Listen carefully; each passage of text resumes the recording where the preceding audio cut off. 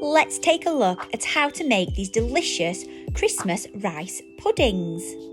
First, put the butter, chocolate and marshmallows into your saucepan and heat gently on a low heat.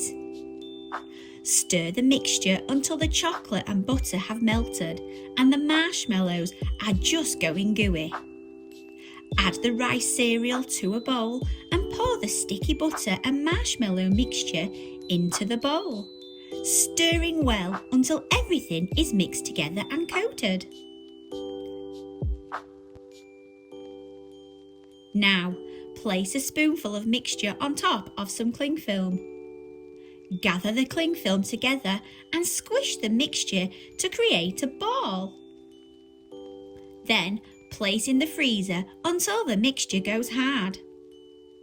Once the mixture has set, take off the cling film to reveal a hard ball. Now, add melted white chocolate to the top of your rice ball along with a holly leaf decoration. You can make this or buy them pre-made. I hope you enjoyed making these Christmas pudding rice cereal cakes, and don't forget to like and subscribe.